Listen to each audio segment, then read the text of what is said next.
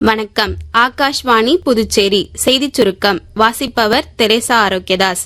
பிரதமர் திரு நரேந்திர மோடி இன்று புதுடெல்லியில் உள்ள ஹைதராபாத் மாளிகையில் ஸ்பெயின் அதிபர் திரு பெட்ரோ சாnchez-ஐ சந்தித்து பேசினார். இந்தியா ஸ்பெயின் கூட்டாண்மையை ஆழப்படுத்தும் நோக்கில் பல்வேறு விஷயங்கள் குறித்து இரு தலைவர்களும் விவாதித்தனர்.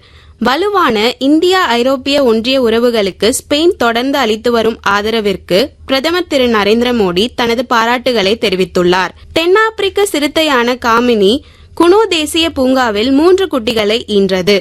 இதன் மூலம் நாட்டின் மொத்த சிறுத்தைகளின் எண்ணிக்கை 38ஆக உயர்ந்துள்ளது என்று சமூக ஊடக பதிவில் மத்திய சுற்றுச்சூழல் அமைச்சர் திரு பூபேந்தர் யாதவ் தெரிவித்துள்ளார்.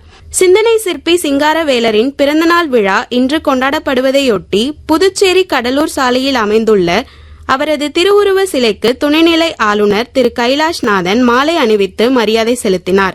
அவரைத் தொடர்ந்து சட்டப்பேரவை எதிர்க்கட்சித் தலைவர் திரு சிவா தலைமையில் திமுக எம்எல்ஏக்களும் முன்னாள் முதலமைச்சர் திரு நாராயணசாமி மற்றும் பல்வேறு அமைப்பினர் மாலை அணிவித்து மரியாதை செலுத்தினர்.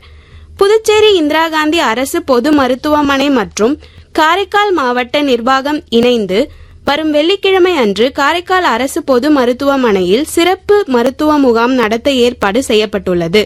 இந்த முகாமில் பல்வேறு துறை சார்ந்த மருத்துவ நிபுணர்கள் கலந்து கொண்டு சிகிச்சை அளிக்க உள்ளனர். ஐசிசி ஆண்கள் T20 உலகக்கோப்பை கிரிக்கெட் போட்டியின் குரூப் ஏ பிரிவின் ஆட்டம் இன்று இரவு 7 மணிக்கு அகமதாபாத்தில் உள்ள நரேந்திர மோடி மைதானத்தில் நடைபெறும். இதில் இந்தியா நெதர்லாந்து அணியை எதிர்கொள்கிறது. இத்துடன் இந்த செய்திச் சுருக்கம் நிறைவு பெறுகிறது.